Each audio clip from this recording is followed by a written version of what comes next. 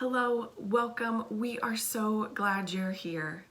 We have been looking forward to tonight's event, and we are grateful for your participation this evening.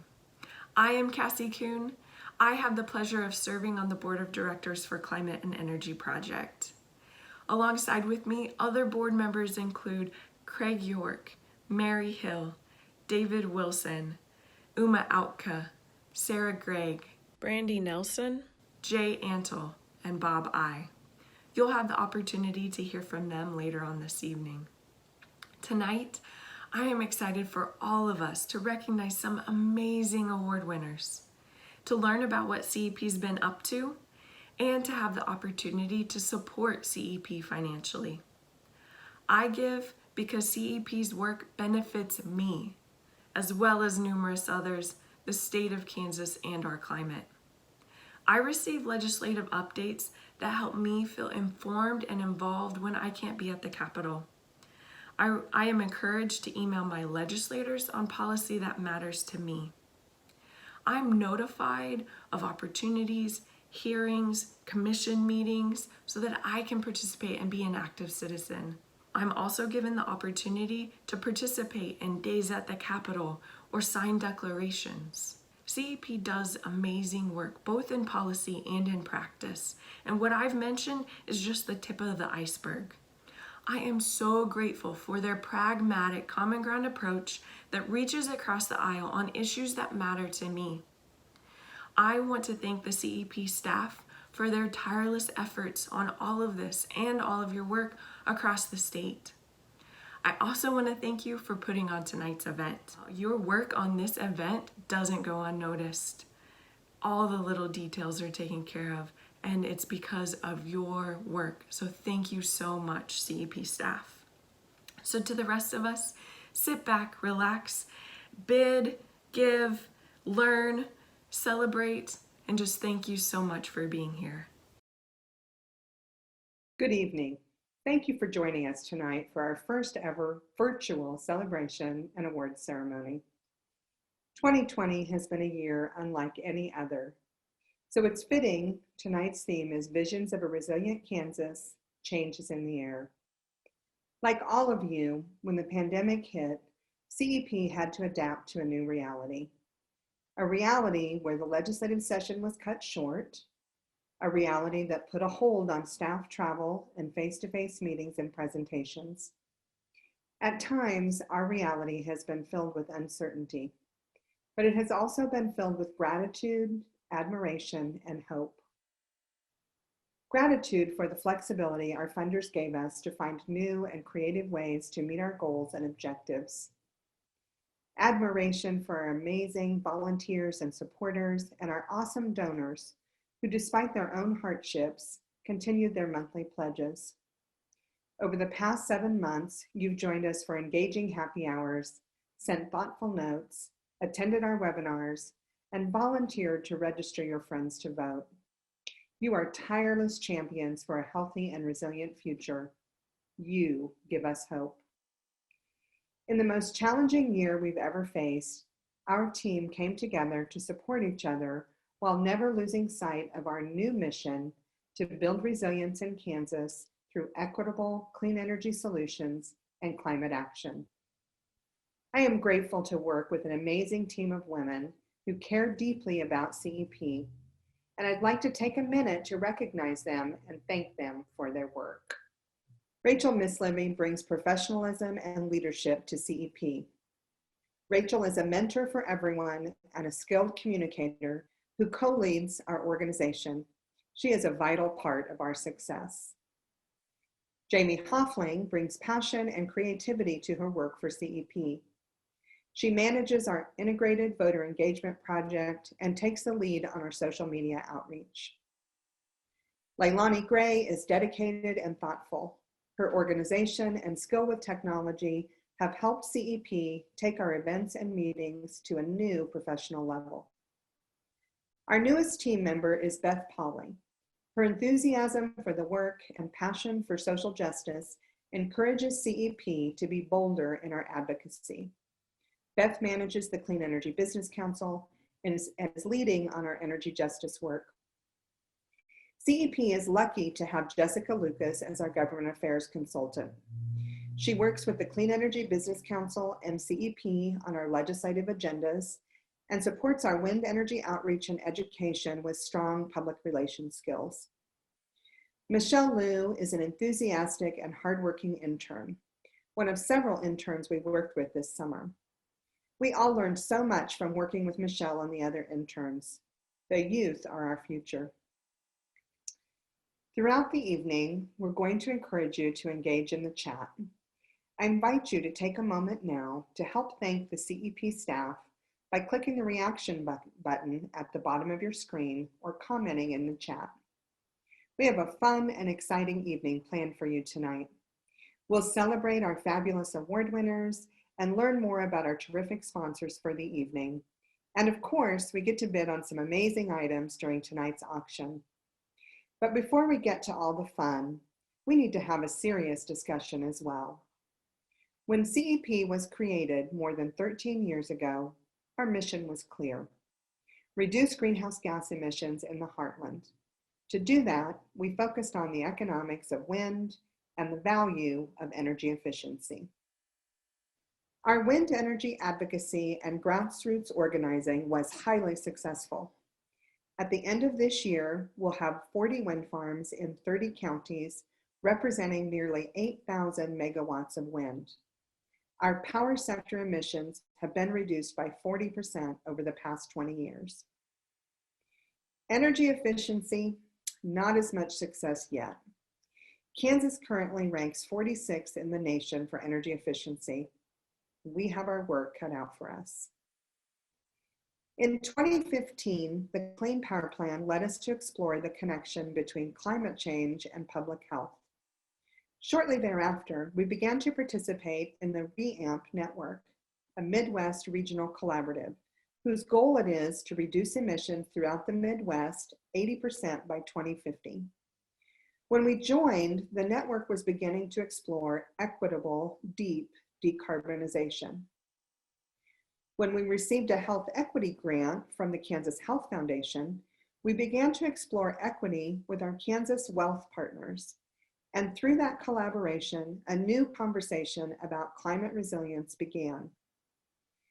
Through our various networks, a few key issues became clear. While we needed continued wind energy to reduce emissions, it couldn't be the only power sector solution we supported. We also needed to focus our advocacy and organizing around rooftop solar and energy efficiency. We created the Clean Energy Business Council to bring business voices into the network. CEBC now has 22 members. Creating a healthy and resilient Kansas was going to take a network of environmental leaders across the state. So we partnered with the Kansas Leadership Center to make scholarships for KLC training available for existing and aspiring environmental leaders. So far, we've supported over 100 Kansans to attend the Kansas Leadership Center. Maybe you'll be the next Kansan we support to get this high-quality leadership training. Kansans were resonating with the connections between climate change and public health. So we worked with our wealth partners to create the Climate and Health Declaration, which calls on policymakers to take bold, comprehensive action to reduce emissions and build resilience through a state climate and energy plan. We now have 43 organizational signers and 641 individual signers. If you haven't signed yet, please go to resilientkansas.org and register your support. To ensure we elect leaders who share our values around climate and energy issues, we created a project called Climate and Energy Voters Take Action. You'll hear more about that project later in our program. 2020 has laid bare how critical climate justice, environmental justice, and racial justice are for healthy and resilient communities. CEP supports all efforts to alleviate structural inequalities and to end institutional racism, and we stand in solidarity with Black and Brown communities to call for justice. As a team, we are learning together how to operationalize equity within our own organization. This recognition has deepened our commitment to ensure that equitable climate and energy solutions must be co-created with impacted communities at the table. Distributed clean energy like rooftop and community-owned solar and energy efficiency programs can lessen the energy burden that disproportionately impacts Black and Brown Kansans, our friends and neighbors who have been more negatively impacted by pollution from coal plants. CEP is committed to working for energy justice as the newest REAMP state and through coalitions like Wealth and a new bi-state coalition we're part of, Build Power MoCan. Through our equity journey, we have learned so much from our fellow REAMPer and tonight's keynote speaker, Jackie Patterson, Senior Director of the NAACP Environmental and Climate Justice Program. We are so honored that she's joining us tonight. All of our work is thanks to you, our supporters. You give your time, show up at hearings, our Clean Energy Business Council members, and you come to our events and even join our happy hours. Your questions help frame our work and make us better communicators. You help us determine what kind of programming we should do. If you have any great ideas for what you'd like to see in the coming months, put it in the chat. Of course, to continue our work, we need your financial support. Thank you for buying a ticket tonight.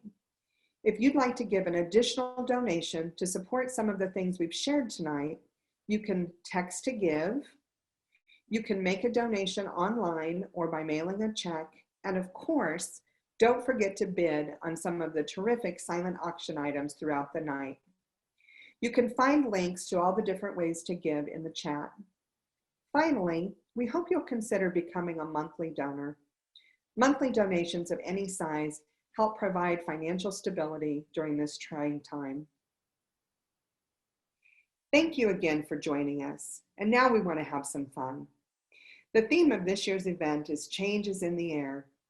2020 has been full of change, but good things are happening in Kansas.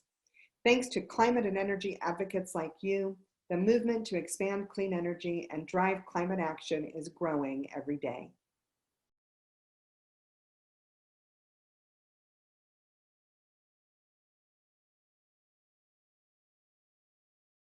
Green Factor Insulation is the leading company in Greater Kansas City for all your home improvement and energy saving needs. While Green Factor specializes in spray foam, cellulose, and fiberglass insulation, they also offer a variety of options that can greatly reduce your energy costs. Green Factor Insulation prides itself on providing quality workmanship and customer satisfaction. Contact Green Factor to find out how they can help you save on your energy costs. Once a bunkhouse for workers on the nearby railroad, the casitas at Matfield Station have been restored to provide a scenic place to relax, explore, and watch the trains as they come around the bend. Set in the heart of the tallgrass prairie, visitors are invited to explore several miles of trails around the bunkhouse that make up the Prairie Art Path. Book Matfield Station on Airbnb or call 620-481-6074. Lawrence Beer Company is a full restaurant and brewery located in Lawrence, Kansas. Lawrence Beer Co. offers daily specials and theme nights using seasonal ingredients. There are 2 locations. The primary location is in the historic Warehouse Arts District on 826 Pennsylvania Street, and their second location, Lawrence Beer Co. West, is located on 4811 Bob's Billing Parkway. Visit any of these locations for delicious food and drinks, and stay up to date with all their specials and events by following them on Instagram at Lawrence Beer Company. We would like to take a moment to thank some of our event sponsors. Our individual sponsor, Jessica Lucas, and our nonprofit sponsors, Kansas Interfaith Action, the Kansas Rural Center, Thrive Allen County, and the Metropolitan Energy Center.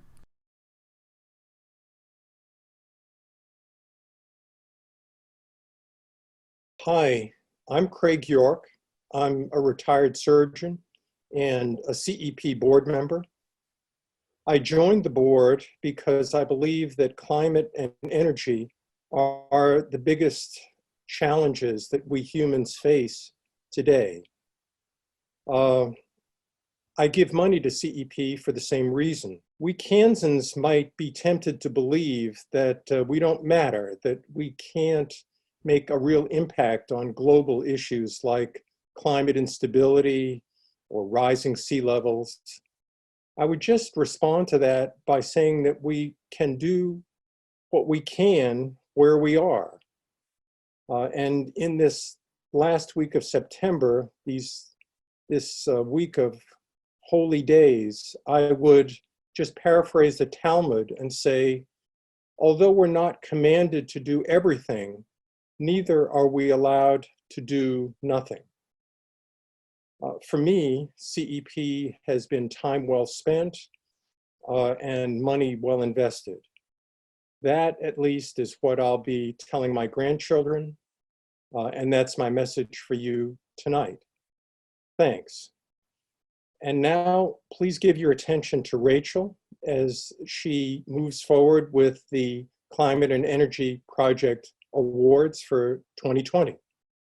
Hi, I'm Rachel Mislivy, the Assistant Director for the Climate and Energy Project, and it's my honor today to recognize our 2020 Changemaker Award winners.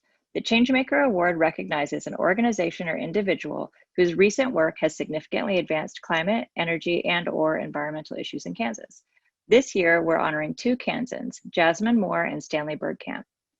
Jasmine is a recognized leader and active agent of change in sustainability planning and social justice with national and local impacts. In her role as Sustainability Director for Lawrence and Douglas County, Jasmine was a key champion for the integration of sustainability and equity into funding criteria for the Lawrence Capital Improvements Plan, a first in the state of Kansas. She led the push to source 60% of Douglas County government facilities from wind energy at a reduced cost to the county. Under her leadership, the City of Lawrence committed to 100% renewable energy by 2035. She's a founding member of the recently formed Douglas County Equity Coalition, which brings together and coordinates equity efforts of institutions such as local governments, universities, school districts, hospitals, and nonprofits. She also currently serves as an equity advisor to the Douglas County COVID-19 Recovery Coordination Team. I could go on, but my time's up, so please help me honor Jasmine with a virtual round of applause, and you can also add your cheers to Jasmine in the comments. Thank you to the Climate and Energy Project for this honor. I'm really grateful for your leadership and commitment to clean energy in the state of Kansas. I also want to thank my partner Todd for his encouragement and support in everything that I do. Also a big thank you to the individuals and organizations, staff, and leadership in Lawrence and Douglas County for being a champion of sustainability for years. You have truly laid the groundwork for policy and systems change that we're talking about. And finally, a big thank you to the emerging leaders who are more diverse than ever, who are calling for bold action and really reminding us what is at stake. So thank you again. Hi everyone, my name is Michelle and I'm the Integrated Voter Engagement Intern with CEP. It's my pleasure to introduce Stanley Bergkamp. As a Mays High School teacher, Stanley inspires students to take action on climate issues through the Mays Solar Initiative. The Mays Solar Initiative raises funds to install systems that convert sunlight into electricity. The system save the district money, reduce carbon emissions, and leave a legacy for future generations. The Mays Solar Foundation and the See Beyond campaign successfully developed and implemented a fundraising strategy that raised over $200,000 and secured the financing to install a 720 panel, 200 kilowatt ground mounted solar array at Mays High School in June of 2019. In the first year of operation ending June 6, 2020, the system saved the Mays district over $32,000. Not only was the campaign successful financially, it also raised awareness among the students, alumni, and businesses of the viability of renewable energy. He served as a role model for students, demonstrating that with hard work and a vision, they can make a difference in their world. I'm going to turn it over to Stanley now so I can give him a quick toast in the chat box. I'd like to thank the Climate and Energy Project for giving me this prestigious award and acknowledgement of the project that you see behind me. There are so many people to thank, but I'd particularly like to thank Mark Horst of King Solar. He was such an integral part of this project from the beginning, and he was willing to share the dreams of a slightly aged physics teacher who had a dream and tried to make a difference in the world. So what you see is the compilation of a lot of support and help from my current students, from the alumni, from parents, from businesses around the Mays District, and to be honest, all the way across the United States. So I have great hope for the future based upon my students, because they've realized through this project they can try and change their little corner of the world, and they realize that they can make a difference. So thanks again, and I see bright things for the future of Kansas based upon the kids that I teach. Hi, I'm Jamie Hoffling, Project Coordinator with CEP. The Mark Richardson Sustainer Award recognizes a stellar volunteer who has regularly engaged with CEP for at least 5 years. This year, we're recognizing 2 fantastic volunteers, Mary Adams Treaster and Zach Pistora. Mary Adams Treaster served on the board of the Climate and Energy Project for 6 years, including 4 as the board treasurer. She worked with the former board member, Mark Richardson, the namesake for this award, to establish the CEP endowment campaign that enables us to accept legacy donations. Prior to her engagement on the board, Mary was a dedicated volunteer for CEP at the annual State Fair booth for WindWorks for Kansas. Her strong public engagement for renewables included being a member of the original Reno County Wind Energy Task Force. Her commitment to Kansas Energy Solutions continues on with her recent appointment to the Kansas Citizens Utility Ratepayer Board in 2019. Mary has been a vocal supporter for environmental initiatives from her home in Pretty Prairie for decades. For the last 10 years, Mary has shared her time, talent, and treasure to make CEP stronger. Help me celebrate Mary Treaster with a few words of congratulations in the chat box. I want to thank the Climate and Energy Project for this award. I am proud to have been involved with CEP for the past several years. I have been involved and interested in supporting and promoting renewable energy and sustainable practices locally for 50 years. I was involved with activities for the first Earth Day on April 22, 1970. I was an 8th grader at Roosevelt Lincoln Junior High School in Salina, Kansas, and the lessons learned about the importance of protecting our planet from damage by humans made a huge impact on me. Over the last 50 years, as a student, a mother, a grandmother, a teacher, and farmer, I have tried to do what I can to make a difference and leave our planet a better place. We have a prayer that we say at our church that includes the phrase, "This fragile earth, our island home," and that describes how I view environmental challenges. Our earth is fragile, and it's everyone's responsibility to protect it for future generations. Thank you. Hi, I'm Leilani Gray, Program Assistant with CEP. Zach Pistora is probably the most involved environmentalist in Kansas. He's the legislative director for the Kansas chapter of the Sierra Club, where he strives to provide information and analysis for members and support to state legislators regarding environmental issues. He represents Sierra Club and other Kansans on issues such as water conservation, hydraulic fracking, energy efficiency, clean energy, and more at the Kansas State Legislature. He is also an active board member of the Kansas Natural Resource Council and the Kansas Rural Center.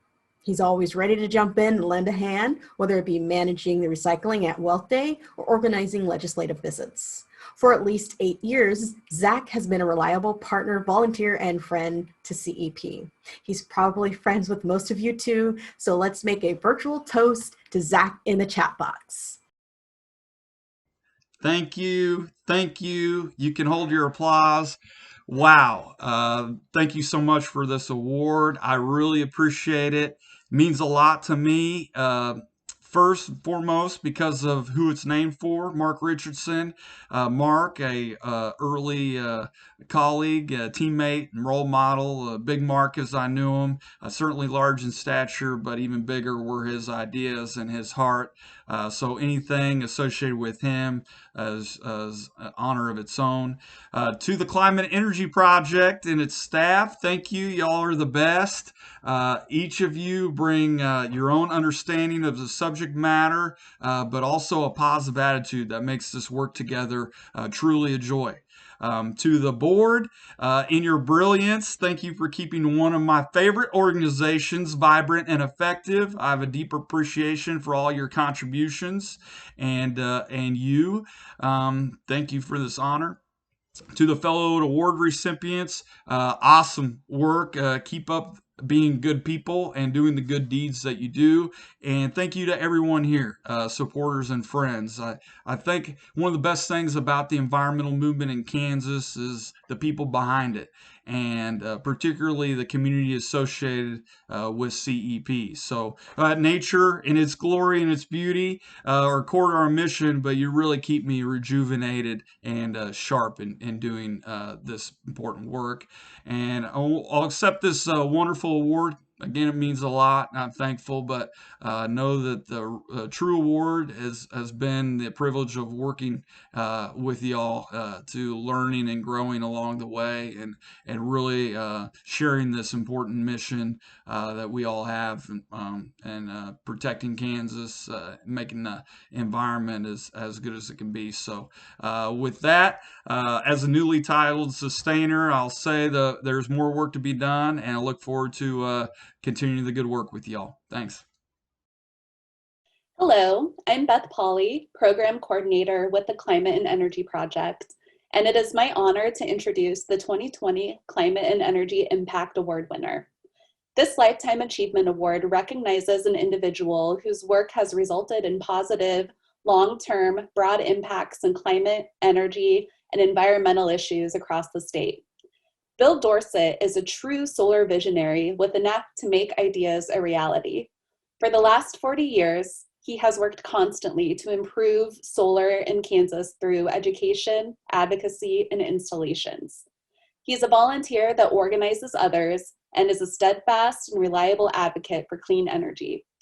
As co-founder of the Flint Hills Renewable Energy and Efficiency Cooperative, Bill has supervised over 50 installations, and now over 700 solar panels are producing electricity because of Bill. And we're sure he's not done yet.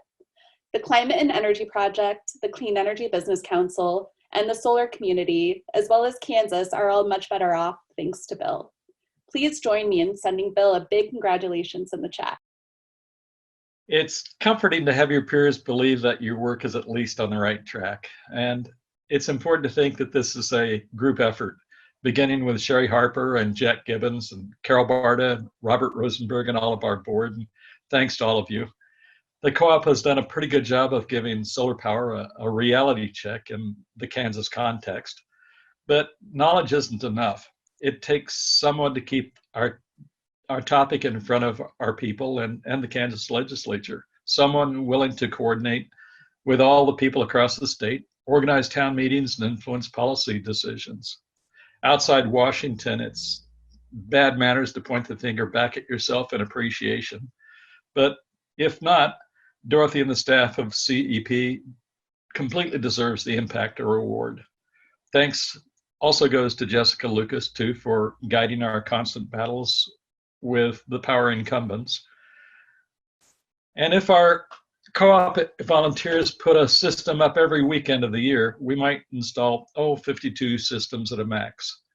Our installs give us some street cred, but it doesn't keep much CO2 out of the atmosphere. So we need all our installers putting crews on the rooftops every day. Aaron Cromwell and Scott White, Mark Horst, Andy Rondon are the ones employing workers and making it happen. To me, the first step into the future begins with the rural electric cooperatives. Because of the miles between customers, they were the last to get centralized electricity. And because of this, they should be the first to step back towards the roots of distributed energy supplies.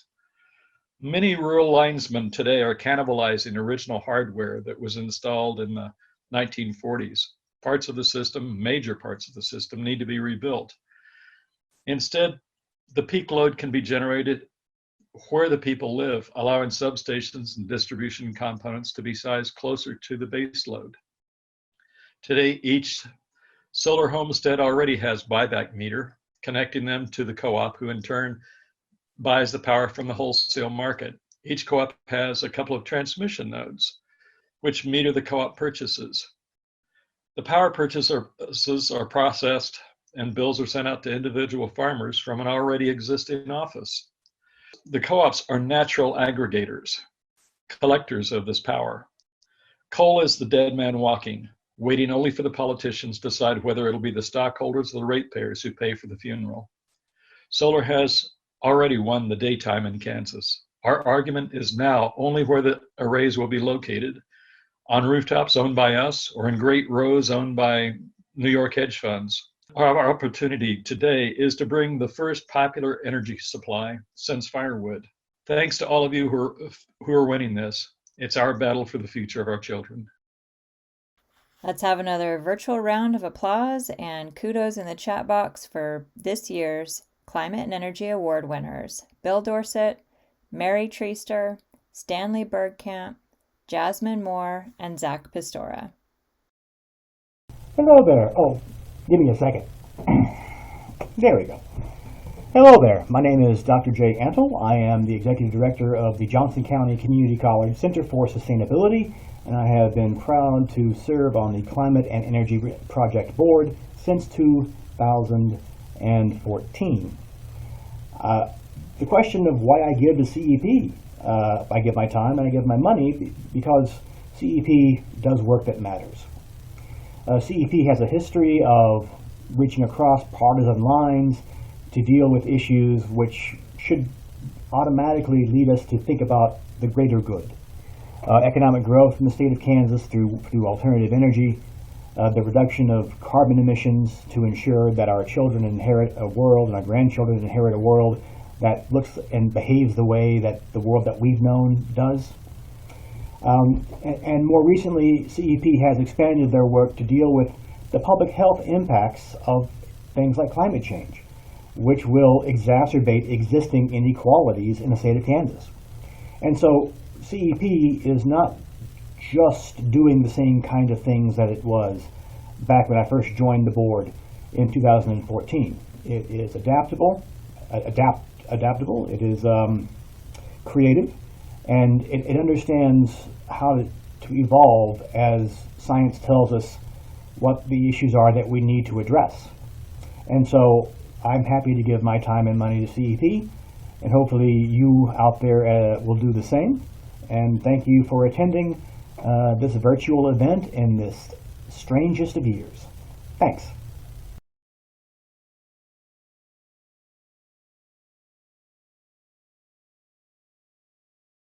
Good evening. My name is Uma Autka. I'm a board member with the Climate and Energy Project, and I'm very pleased to be with you tonight for the annual celebration. It's one of my favorite events of the year. I really enjoy when we get together at the Lawrence Beer Company here in East Lawrence. It's a nice chance to connect with supporters and friends, staff, board.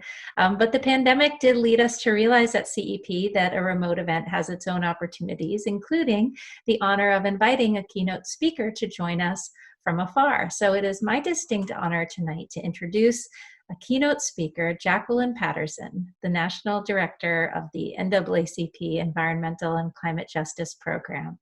Jackie Patterson was the force behind starting this program, which draws these key connections between environmental justice, energy, and climate change, and recognizes that the issues of energy burdens, the impacts of climate change, and environmental harms in general have historically and continue to disproportionately affect low-income communities of color. I first met Ms. Patterson when she came to Kansas in 2016. She spoke at a conference that I helped to organize at KU on the topic of finding justice in the low-carbon transition, and CEP's own Dorothy Barnett also presented at that event. It was immediately clear, I think, to all of us how closely CEP's work here in Kansas intersects with Ms. Patterson's work at NAACP. Her program was created to provide resources and support community leadership by advocating for what she calls are the three key objectives of her program. 1, reduce harmful emissions, particularly greenhouse gases. 2, advance energy efficiency and clean energy. And 3, strengthen community resilience and livability. Our work at CEP is organized around the same goals: advancing clean energy, reducing greenhouse gas emissions from the energy sector, and building community resilience and supporting public health through these efforts. We are exceedingly pleased to have Jackie Patterson with us tonight as we celebrate CEP and the many people like her who engage with CEP's work in Kansas and across the region. So it's with great pleasure now that I introduce to you Jackie Patterson. Good day, everyone. Thank you so much to the Kansas Climate and Energy Project for having me here today. It is such a joy to join you all, and I wish I could see you all in person now, and I look forward to seeing you at least via Zoom when we're all together. In the meantime, it's awesome to imagine Kansan friends out there who have been sources of inspiration to me, including Dorothy Barnett, whom I've come to know over many years, and I've always appreciated her positivity, her passion, and her deep and abiding commitment to social justice. Sister Leilani, who is very patient and gracious through my non-compliance with all timelines and required tasks related to the preparation for this event. NAACP Kansas President Kenya Cox, who's always made me feel energized by her passionate leadership and devotion to advancing civil rights.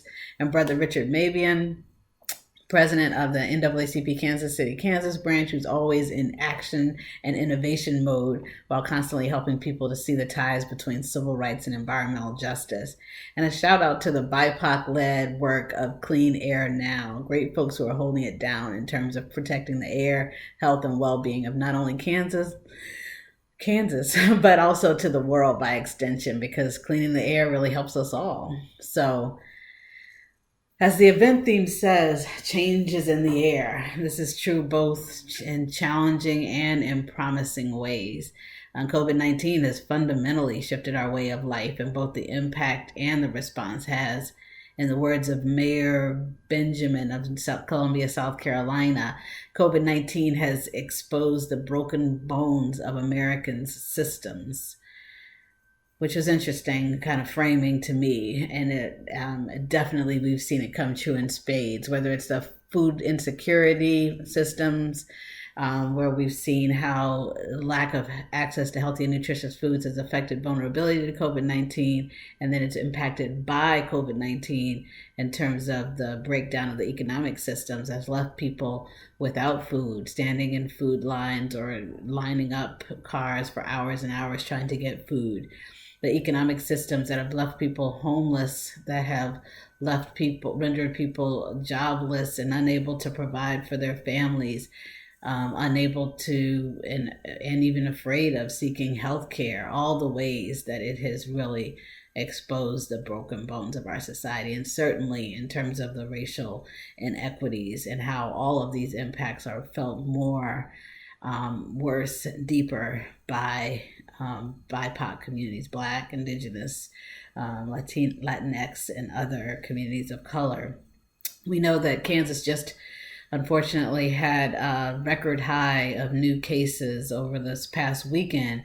And we also know that Kansas has in the past had the largest racial disparity among the 41 states that report demographic information about people who have died of COVID-19, according to a study by University of California at Berkeley. Nearly a third of Kansas's COVID-19 deaths have been Black Kansans, even though we only account for 5.6% of the state's population. And then we find those linkages with environmental justice. A Harvard study found that pollution was directly tied to COVID-19, whether it's the lungs of folks who are more vulnerable over years and years and years of legacy pollution, or it's the fact that they found that the COVID-19 attaches to PM 2.5 particulate matter particles in the air, We see how, with this combined with the food insecurity and the pre-existing conditions, we have a disproportionate impact on communities of color. One of my first early times in Kansas was coming there because we were doing work on coal-fired power plants, working arm in arm with Brother Richard and visiting the communities with coal plants. And that was when we did our report in 2012 called Cold-Blooded: Putting Profits Before People. Now we're readying to release our Cold-Blooded 2.0. And even now, still 2 of Kansas's coal plants remain in our quadrant of plants that have gotten an F grade out of 296 coal plants. 2 of the top 40 worst ranked plants in the nation are in Kansas, the Holcomb plant and the Nearman Creek plant. When Brother Richard was walking us through, he introduced us to a family where a young girl had asthma. She provided testimony for a case we were engaging in with Earth Justice against the federal government around the mercury and air toxics rule and its failure to protect all families.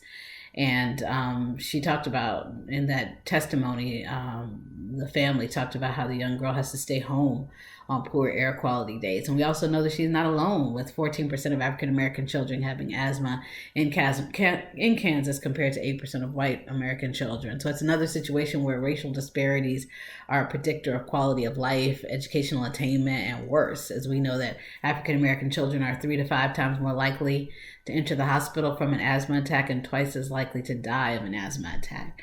Yet we continue to burn coal and oil and waste at hundreds of facilities across the country, releasing particulate matter, sulfur dioxide, nitrogen oxide, mercury, arsenic, lead, benzene, methane, as well as, of course, the number 1 greenhouse gas emission that causes climate change, carbon dioxide. So we definitely need to have change in the air.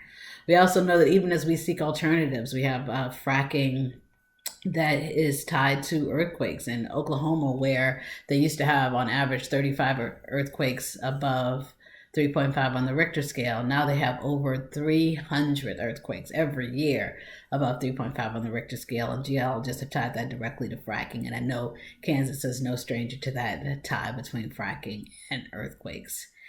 And then when we talk about climate change, we also know the same coal plants that are harming the health of Kansas's children and are also contributing to climate change, which is harming us all.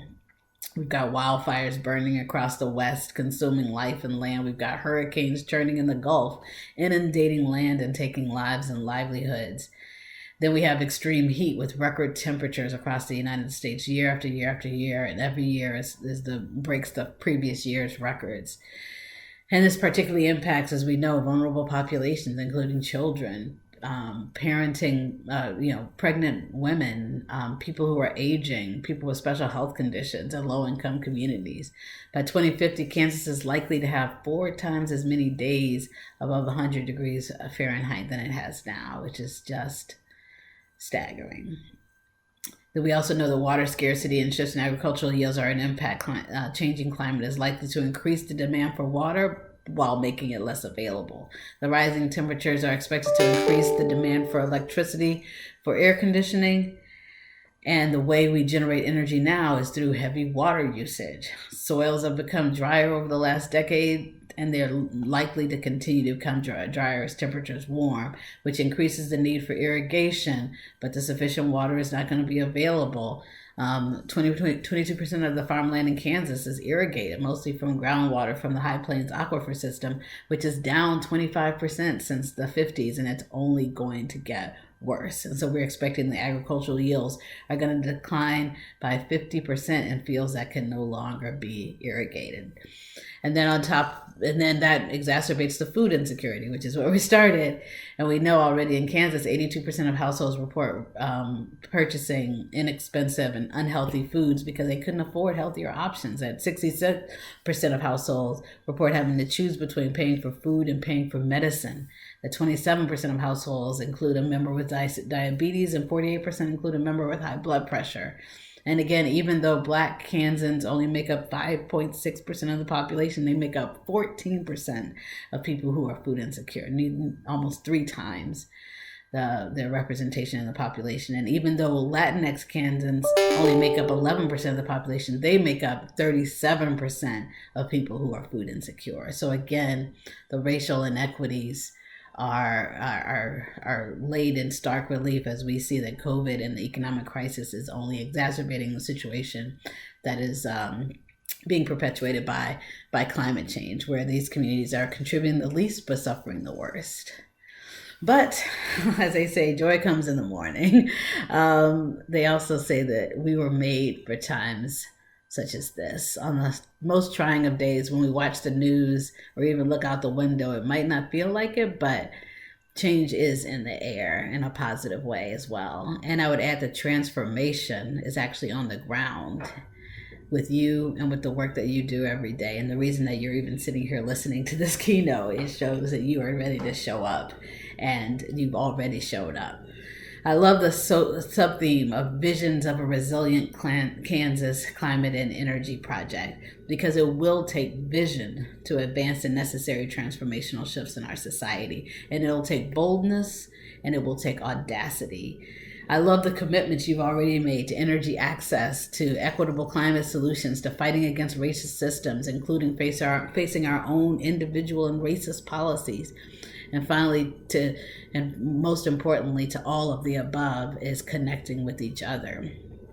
But what I'm challenging us to think about is how we are doing each and every one of these awesome aspirations with a focus on bold vision and daily audacious transformational actions, because that's what it's going to take. We can't just tweak such a deeply flawed system that was literally designed to oppress. We can only dismantle the racist, sexist, classist system that was designed to extract, exploit, and dominate. We can only replace every element of our systemic infrastructure and its processes with a system with policies and protocols that center human rights and access to the commons, and having a system in which we all not only just barely eke by on a survival, but actually are able to thrive. To have this mindset that's necessary to dismantle this impressive system, we have to stop imbibing the manufactured, artificially flavored Kool-Aid of this belief in scarcity. We must embrace an ever-present consciousness of the reality that the earth was divinely designed, and it is rich with regenerative abundance. So what does true transformation look like in terms of policies and practices? Just taking your own commitments already for energy access. If we truly want transformation, this means removing the profit margin and enacting a just transition to an energy system whose primary purpose is to provide energy for all, not massive amounts of wealth and power for a handful of already obscenely privileged individuals. Of course, it means a permanent moratorium on shutoffs in between, but this means supporting policies including campaign finance reform to stop the fossil fuel industry from suppressing democracy, and further supporting policies like strong energy efficiency resource standards, renewable portfolio standards, net metering, community solar, and local hire provisions. It means also a total transformation from an investor-owned, utility-dominated system to a combination of public sector, co-op ownership, and community ownership models. It means following in the footsteps of these awesome organizations like Native Renewables, Solidarity, the Local Clean Energy Alliance, and others. Similarly, for equitable climate solutions, including water, energy, air, land, transportation, and health, this means no water privatizations. It means community water boards with decision-making powers. It means not only reinstating regulations, but strengthening regulations for clean air and clean water. It means implementing policies that supplement public housing with strong supports for home ownership. It also means radical reform and reimagination of land use policies and increasing support for models such as community land trusts. It means advancing radical models of transit equity, including considering urban areas with no private cars, and radically increasing local production and reducing shipping and trucking of goods. And it means electrification and elimination of the combustion engine. And if you hear me saying radically over and over again, it's not because I don't know how to be redundant and I don't have a thesaurus on this computer, but it means that radical change is what we need. Transformational change is what we need. So this means following in the footsteps of We the People of Detroit, the LA Bus Riders Union, the People's Health Movement, the Little Village Environmental Justice Organization, the Earth Deed Collective, Community Land Trust, and Clean Air Now. Fighting against racial systems, including facing our own individual and racist policies. This means acknowledging that the transatlantic slave trade began 400 years ago and slavery formally ended 150 years ago, yet its vestiges continue on today in policies and practices and attitudes. And it's not just something unfortunate that happened to Black folks. It is the basis for George Floyd and Eric Garner being brought down in the street like they're beasts and less than human. It is a very basis for the fact that an average African white American household wealth is $170,000. Average African American household wealth is $17,000. And average wealth for a single African American woman-led household is $5. So really working in an anti-racist way means acknowledging that the fact that there is an inverse relationship between black and white wellness, and it means recognizing our complicity in the fact that we have a president of the United States who refuses to acknowledge white supremacy, yet over 50% of the Electoral College voted this person into office, and we still have 44% of the electorate that supports his ideology. As such, fighting against racist systems also means that not letting that racist comment from your uncle go by because he didn't mean it. Because he could be one of the persons keeping someone in the office who is putting children in cages. For white folks, this means joining or starting a chapter of showing up for racial justice and connecting with others to discuss and advance reparative and restorative justice. And we invite everyone, of course, to join the NAACP, where advancing racial justice is the heart and center of our work.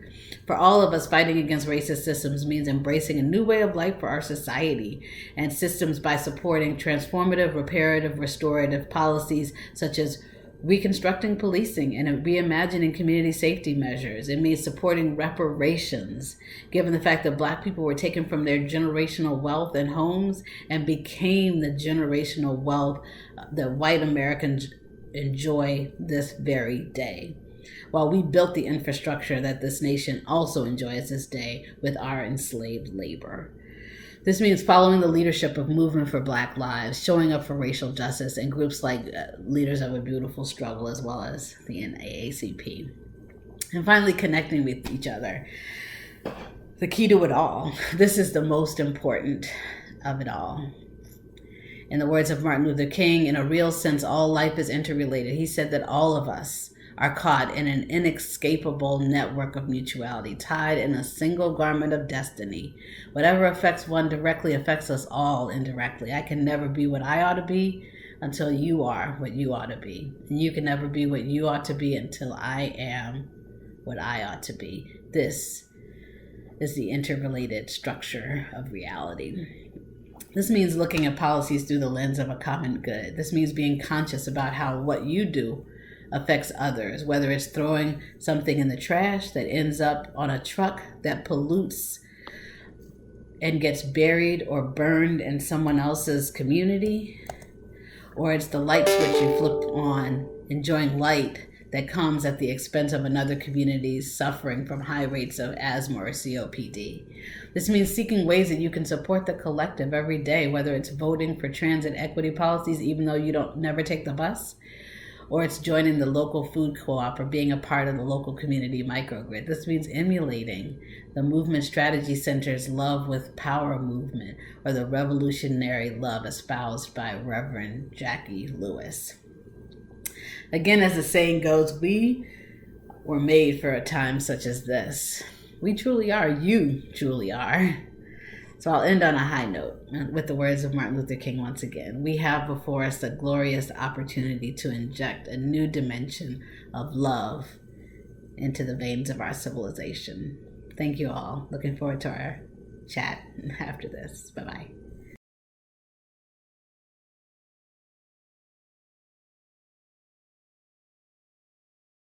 CEP believes strong civic engagement is a key solution to the climate crisis.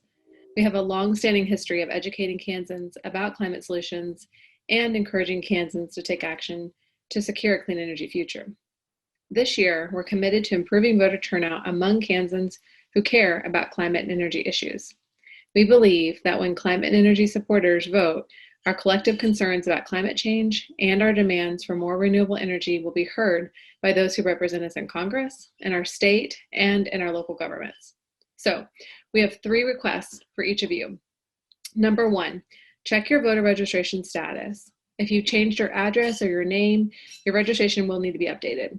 Make sure your record is up to date so that you're ready to vote when the day comes. You can check your status on VoterView by Googling VoterView Kansas. Number 2, vote early. In Kansas, you don't need an excuse of any kind to vote early. Apply for an advance ballot at ksvotes.org or vote in person before November 3rd. You can check early voting locations on ksballot.org. Number 3, help someone else register to vote or help them apply to vote early. One of the best ways to get others to vote is for them to hear about voting from someone that they trust, and that someone is you. CEP has several tools to help you talk to voters. Check out our Climate and Energy Voters Take Action page on our website. You can also bookmark this page on CEP's website to easily find the important dates and keep them at your fingertips. Thank you and happy voting in 2020.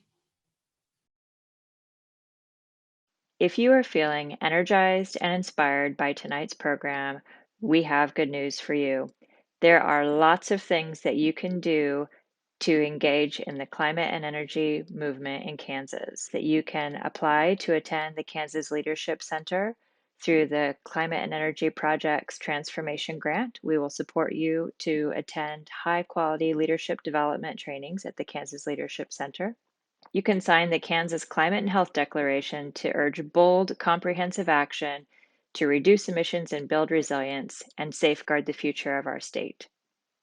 You can sign up to become a climate and energy voter ambassador to make an impact in the 2020 election by talking to your friends and encouraging them to vote. You can join the Clean Energy Business Council to expand opportunities for business access to wind, solar, geothermal, and waste heat recovery systems and energy efficiency in Kansas and the greater Kansas City metro area. And as always, we appreciate your donations. You can donate tonight and anytime in the future to the Climate and Energy Project by going to bit.ly/CEP donate. And we'll also put that link in the chat, or you can text the word give to 785-333-3661. We also accept checks by mail the old-fashioned way to the Climate and Energy Project, P.O. Box 1858, Hutchinson, Kansas 67504. And like Dorothy mentioned at the beginning of the program, we always want to hear from you. Send us your thoughts, send us your articles that you're curious about. Let us know what you think are the changes we most need to see in Kansas to secure a clean energy future and a resilient Kansas.